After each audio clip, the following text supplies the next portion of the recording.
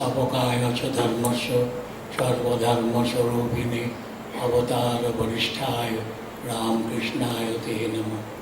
আমরা এতক্ষণ মন্ত্রমুগ্ধের মতন স্বামী সুরিদানন্দ মহারাজের কাছ থেকে শুনছিলাম। অভেদানন্দ স্বামীর সম্বন্ধে ভারী সুন্দর তিনি বললেন। তাকে আমরা আন্তরিক প্রণাম জানাই, সশ্রদ্ধ নমস্কার জানাচ্ছি। ডক্টর শান্তিনাথ চট্টোপাধ্যায়কে নমস্কার জানাচ্ছি ও শান্তিনাথ ঘোষ, সমীর কুমার ঘোষ ও অন্যান্য সকলকে শ্রদ্ধা। সামনে যারা সন্ন্যাসী বসে আছেন আর ব্রহ্মচারী বসে আছেন সকলকে শ্রদ্ধা নমস্কার জানাচ্ছি। আর এখানকার ভক্তবৃন্দদের আমি আন্তরিক নমস্কার জানাচ্ছি। আমি লিখে এনেছি, আমি সেটাই পাঠ করব। শ্রীমৎ স্বামী অভেদানন্দ মহারাজের জন্ম শতবর্ষের অনুষ্ঠানের শুভ সূচনা আজ হলো। ভগবান শ্রীরামকৃষ্ণ তার সাধনার শেষে দক্ষিণেশ্বরে কুঠির বাড়ির ছাদ থেকে ডাক দিয়েছিলেন তার প্রিয় ভক্তদের। তার ডাকে সাড়া দিয়ে একে একে সকলে উপস্থিত হয়েছিলেন। স্বামী অভেদানন্দ মহারাজ, কালী মহারাজ তাদের মধ্যে অন্যতম। দক্ষিণেশ্বরে ঠাকুরের সঙ্গে প্রথম সাক্ষাতের বিবরণ যেমন পাই, কালী তার আত্মপরিচয় দিয়ে জানালেন, আমার যোগ সাধনার ইচ্ছা আছে, আপনি আমায় শেখাবেন কি? পরমহংসদেব এই প্রশ্নের স্বল্পক্ষণ মৌন থেকে উত্তর দিলেন, তোমার এত অল্প বয়সে যোগ সাধনার ইচ্ছা হয়েছে, এ অতি ভালো লক্ষণ। তুমি পূর্বজন্মে যোগী ছিলে, কিন্তু তোমার একটু বাকি ছিল, তাই তোমার এই শেষ জন্ম। আমি তোমায় যোগ শিক্ষা দেব। আজ বিশ্রাম করো, কাল এসো। কালীপ্রসাদ পরমহংসদেবের আহ্বানে ব্রাহ্ম মুহূর্তে শ্রী গুরুর কাছে উপস্থিত হলেন। গুরু জিজ্ঞাসা করে জানলেন তিনি এন্ট্রান্স ক্লাস পর্যন্ত পড়েছেন এবং যোগশাস্ত্রের সঙ্গে পরিচিত আছেন। তিনি সানন্দে কালীপ্রসাদকে উত্তরের বারান্দা নিয়ে গিয়ে একটি তক্তপোষের উপরে যোগাসনে বসালেন এবং নিজের ডান হাতের মধ্যম আঙ্গুলি দিয়ে জিভে বীজ মন্ত্র লিখে দিয়ে ডান হাত দিয়ে বক্ষস্থল থেকে শক্তিকে উপরের দিকে আকর্ষণ করলেন। সঙ্গে সঙ্গে কালীপ্রসাদ গভীর ধ্যানে মগ্ন হলেন। কিছুক্ষণ পরে ঠাকুর আবার শক্তিকে আকর্ষণ পূর্বক নিচে নামিয়ে দিয়ে তিনি বাহ্যভূমিতে ফিরে এলেন। এরপর ঠাকুর তাকে ধ্যানাদি সম্বন্ধে উপদেশ দিলেন এবং ধ্যানে যেসব দর্শনাদি হয় তার নিকট প্রকাশ করতে আদেশ করলেন। কালীপ্রসাদ কালী মন্দিরে কিছুক্ষণ ধ্যানান্তে ঠাকুরকে প্রণাম করে বিদায় নিলেন। বিদায়কালে ঠাকুর তাকে মিষ্টি প্রসাদ দিয়ে বললেন, আবার এসো, যদি পয়সা জোগাড় না হয় তবে এখান থেকে দেওয়া হবে। বস্তুতপক্ষে এই ঘটনার পরেই তিনি ঠাকুরের ভালোবাসায় টানে পড়লেন এবং ঠাকুরের সঙ্গে তার সম্পর্কের গভীরতা দিনে দিনে বাড়তে লাগল। তার জীবনে দেখতে পাই, আমি নিজের বাড়িতে প্রত্যহ ধ্যানের সময় বিভিন্ন দেবদেবীর মূর্তি দর্শন করতাম। দেখলাম একদিন গভীর রাতে ধ্যানস্থ হইয়া বাহ্যজ্ঞান শূন্য হইয়া পড়িলাম এবং আমার আত্মা যেন দেহ রূপ পিঞ্জর হইতে বহির্গত হইয়া শূন্যে আকাশে মুক্ত বিহঙ্গমের ন্যায় বিচরণ করিতেছে। ক্রমশে তাহা ঊর্ধ্বে উঠিয়া অনন্ত দিকে ধাবমান হইল। তখন আমি অপূর্ব দৃশ্য দেখিতে দেখিতে এক সুন্দর সুশোভিত প্রাসামোদ্যম সুরম্য স্থানে উপস্থিত হইলাম। সেই স্থানে প্রবেশ করিয়া স্তরে স্তরে নানান সম্প্রদায় বিভিন্নভাবে মূর্তি সকল দর্শন করে বিস্ময়ান্বিত হইলাম। শাক্ত, শৈব, বৈষ্ণব, গানপত্য, খ্রিস্টান, ইসলাম প্রভৃতি ধর্মের ভিন্ন ভিন্ন ভাব ও প্রতীক দেখিয়া বিহ্বল হইয়া পড়িলাম।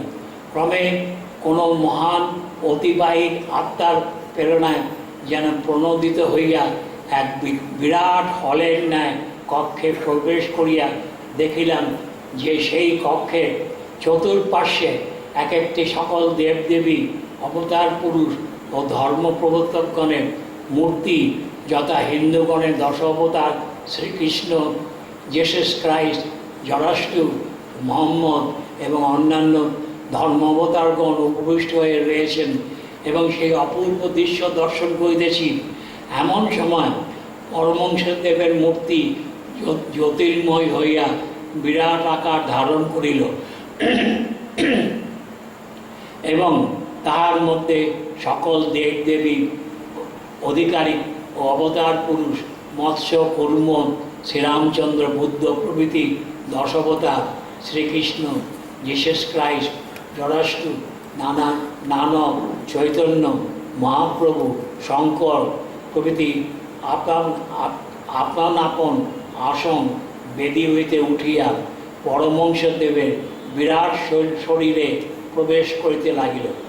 তখন সেই অপূর্ব দর্শনে যথার্থ কোনো মর্ম বুঝিতে না পারিয়া আমি দ্রুত পদে দক্ষিণেশ্বরে গমন করিয়া পরমহংসদেবকে সেই সকল কথা বর্ণনা করিলাম। পরমহংসদেব শুনিয়া বলিলেন, তোর বৈকুণ্ঠ দর্শন হয়েছে, এবার দেবদেবীর দর্শনে চরম সীমায় পৌঁছেছিস, তোর আর কিছু দর্শনের বাকি নাই। এখন থেকে তুই অরূপ ও নিরাকার ঘরে উঠলি।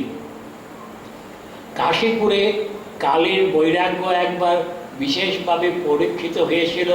ঠাকুর সেদিন বললেন, আজ তোর বাবা এসেছিল, বললে তোর মা কেঁদে কেঁদে সারা হচ্ছে, তার আমি অনুমতি দিচ্ছি, তুই বাড়ি গিয়ে থাক। কালী আদেশ পালন করে বাড়িতে গেলেন এবং সেখানে পিতা মাতার নিকট প্রচুর আদর যত্ন পেলেন। কিন্তু স্বল্পক্ষণের মধ্যে যেন মনে হলো এই বীজাতীয় আহ্বার মধ্যে দম বন্ধ হয়ে আসছে। বাধ্য হয়ে একরকম দৌড়ে কাশীপুরে ফিরে এলেন। ঠাকুর তাকে এত তাড়াতাড়ি দেখে জিজ্ঞাসা করলেন, কিরে তুই বাড়ি যাসনি? কালী সব খুলে বলল। ঠাকুর হেসে বললেন, বেশ করেছিস। কাশীপুরে একটি তাৎপর্য ঘটনার বিবরণ তার কথা থেকে পাই। কাশীপুর বাগানে ক্রমশ সেবকের সংখ্যা বৃদ্ধি পাইতে লাগিল। শ্রী শ্রী ঠাকুরের সেবা শুশ্রূষা ও দিবারাত্র পর্যবেক্ষণ করিবার জন্য বেশি লোকের আবশ্যক হইল। তখন রামবাবু প্রভৃতি গৃহস্থ ভক্তগণ মাসিক খরচের বিষয় ভাবিয়া পরস্পরে আলোচনা করিতে লাগিলেন এবং হুটকো গোপালকে খরচের হিসাব খাতায় লিখিয়া রাখিতে বলিলেন। পরে রামবাবু প্রভৃতি গৃহস্থ ভক্তেরা খাইবার খরচ কমাইবার জন্য সেবকের সংখ্যা যাতে অল্প হয় সেই বিষয়ে আলোচনা করিতে লাগিলেন। তাহারা বলিলেন, 2 জন সেবক থাকিলেই যথেষ্ট হইবে, অপর সকল নিজ নিজ বাড়িতে থাকিবে। এই সংবাদ যখন শ্রী শ্রী ঠাকুরের কর্ণে উপস্থিত হইল, তখন তিনি বিরক্ত হইয়া বলিলেন, আমি এখানে আর থাকার ইচ্ছা নেই। আমাদেরকে বলিলেন, তোরা আমাকে অন্যত্র নিয়ে চল, তোরা আমার জন্য ভিক্ষা করতে পারবি, তোরা আমাকে যেখানে নিয়ে যাবি সেখানে যাব, তোরা কেমন ভিক্ষা করতে পারিস দেখা দেখি। ভিক্ষার অন্ন শুদ্ধ অন্ন, গৃহস্থের অন্ন খাবার আমার আর ইচ্ছা নেই। আমরা তখন সমস্বরে বলিলাম, আপনার জন্য নিশ্চয়ই আমরা ভিক্ষা করব। পরদিন প্রাতে নরেন্দ্রনাথ, নিরঞ্জন, হুটকো গোপাল ও আমি প্রথমে নিচে শ্রী শ্রী মার নিকট ভিক্ষা করতে যাইয়া বলিলাম, অন্নপুণ্যে সদা পুণ্যে শঙ্করা প্রাণবল্লভে জ্ঞান বিজ্ঞান সিদ্ধার্থম ভিক্ষাং দেহি মা পার্বতী। করুণাময়ী শ্রী মা অবাক হইয়া আমাদের সকলকে মুষ্টি ভিক্ষা দিলেন। তখন শ্রী মার পদধূলি লইয়া আমরা ভিক্ষা করিবার জন্য পথে বাহির হইলাম। এক বাড়ি হইতে অপর বাড়ি দ্বারে উপস্থিত হইলাম। অবশেষে যাহা ভিক্ষা পাইলাম তাহা লইয়া আমরা ঠাকুরের পদতলে সমর্পণ করিলাম। তাহা দেখিয়া শ্রী শ্রী ঠাকুরের আনন্দের আর সীমা রইল না। তিনি ওই ভিক্ষা শ্রী শ্রী মাকে রান্না করার জন্য আদেশ করিলেন। শ্রী শ্রী মা সে ভিক্ষান্নে তরল মন্ড রান্না করিয়া ঠাকুরকে দিলেন। ঠাকুর তার মুখ দিয়া বলিলেন, ভিক্ষার অন্ন পবিত্র অন্ন, এতে কারোর কোনো কামনা নেই। আজ ভিক্ষা অন্ন খেয়ে আমি পরমানন্দ লাভ করলাম। তারপর আমরা শ্রী শ্রী ঠাকুরের প্রসাদ পাইয়া পরিতৃপ্ত হইয়াছিলাম। বরমনগর মঠে আমরা দেখি, মঠের একটি ছোট ঘরে বাস করে কালী মহারাজ অধিকাংশ সময় ধ্যান, জপ ও শাস্ত্রাদি পাঠে কাটাতেন। তাই ওই ঘরটির নাম ছিল কালী তপস্বীর ঘর। ওই সময় তিনি ঠাকুরের স্তোত্র রচনায় মন দিয়েছিলেন। ফলত তার সম্পূর্ণ জীবনই ওই সময় আধ্যাত্মিকভাবে পরিপূর্ণ ছিল। তিনি নিরামিষ আহার করতেন, জুতো পরতেন না, নিমন্ত্রণে যেতেন না, কারোর সঙ্গে মিশতেন না এবং গীতা ও উপনিষদাদি এক একটা শ্লোকের উপর দিনের পর দিন ধ্যান করে মর্মার্থক উদ্ঘাটন করতেন। তিনি আহারের বিষয়ে উদাসীন ছিলেন বলে শশী মহারাজ দরজায় ধাক্কা দিয়ে ও ভর্ৎসনা করে তাকে আহারে প্রবৃত্তি করতেন। 1896 খ্রিস্টাব্দে তার জীবনের একটা নূতন পর্যায়ে আরম্ভ হল। দীর্ঘ সাধনার ফলে তিনি যে শক্তি অর্জন করেছিলেন, আজ তার বিকাশে সুযোগ ঘটল। বিদেশে বেদান্ত প্রচার কার্যে স্বামী বিবেকানন্দের আহ্বানে তিনি ওই বছর অগাস্ট মাসের মাঝামাঝি গোলকুণ্ড জাহাজে লন্ডনে যাত্রা করিলেন। প্রায় 5 সপ্তাহ পরে লন্ডনে পৌঁছে তিনি স্বামী বিবেকানন্দ বাসস্থান উইলিংটন মিস মুলারের বাড়িতে উপস্থিত হইলেন। লন্ডনের প্রায় 1 মাস অবস্থার পর স্বামী বিবেকানন্দ অকস্মাৎ একদিন বলিলেন যে থিওজফিক্যাল সোসাইটিতে হিন্দু ধর্ম সম্বন্ধে তোমাকে বক্তৃতা দিতে হবে। সব ব্যবস্থা ঠিক হয়ে গেছে, কোনো পরিবর্তন অসম্ভব। অবেদানন্দ তো আকাশ থেকে পড়লেন, অথচ স্বামীজি তাহাকে কিছুতেই ছাড়বেন না জেনে তাহারই নির্দেশ মতন পঞ্চদশী অবলম্বন করে প্রবন্ধ লিখে তাতে আয়ত্ত করতে লাগলেন। অবশেষে 27 অক্টোবর তার জীবনে প্রথম বক্তৃতা হয়ে গেল। শুনে সকলে আনন্দিত হলেন এবং স্বামী অভেদানন্দের ভাবী প্রচার জীবন যে অতি সমুজ্জ্বল সে বিষয়ে কারোর সন্দেহ রইল না। স্বামীজি তার বিদেশি ভক্তদের বলেছিলেন, আমি যেদিন থাকব না সেদিন আমার কথাগুলো আমার এই গুরু ভাইয়ের মুখ থেকে বেরোবে। দীর্ঘকাল দক্ষতার সহিত বেদান্ত প্রচার চালিয়ে কর্মক্লান্ত অবেদানন্দ স্বদেশে প্রত্যাগমনের জন্য ব্যাকুল হলেন। স্বামী শঙ্করানন্দ স্মৃতিকথার থেকে কিছু কথা উল্লেখ করে আমি আমার বক্তব্য শেষ করব। 1921 সালে কালী মহারাজ আমেরিকা থেকে একেবারে চলে আসেন। তিনি রাজা মহারাজকে পত্র লিখলেন, অনেক কাল এদেশে কেটে গেল, এখন ইচ্ছা হয় আমরা যেমন সব একসঙ্গে ছিলাম সেই রকম একসঙ্গে মঠে থাকব। রাজা মহারাজ উত্তর দিলেন, তোমার অভিরুচি যা তাই করিতে পারো, এ বিষয়ে আমার কোনো মতামত নাই। কালী মহারাজ যথাসময় মঠে এলেন। আমরা সব রিসিভ করতে গেলাম। মঠে ম্যাকলিউডের গেস্ট হাউসে দোতলায় থাকার ব্যবস্থা হয়েছিল।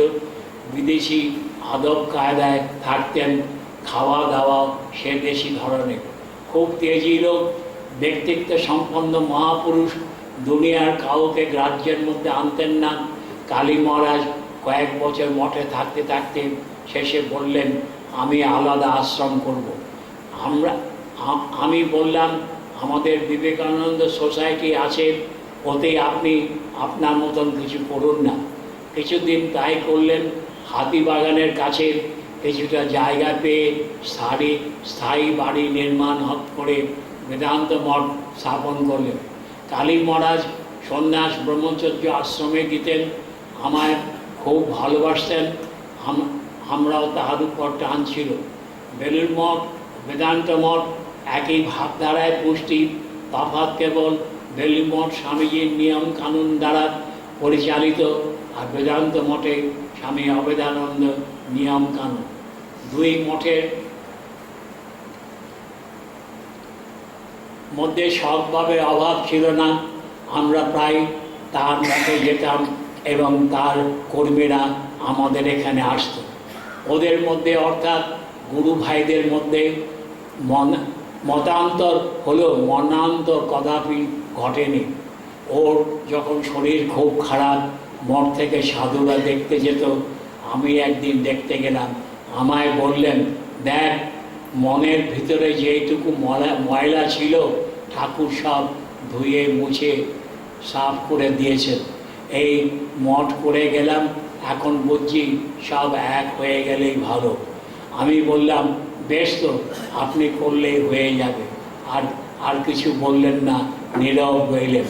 ঠাকুর তার পার্শ্বদের সঙ্গে করে নিয়ে এসেছিলেন তার লীলা সহায়ক হিসাবে।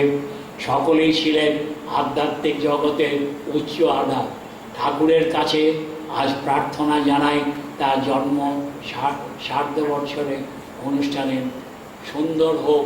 কালী মহারাজ যে আদর্শ রেখে গিয়েছেন তা মানুষের মধ্যে আরও প্রচারিত হোক এবং মানুষ সে আধ্যাত্মিক সম্পদ লাভ করে মনুষ্য জীবন সার্থক করুন।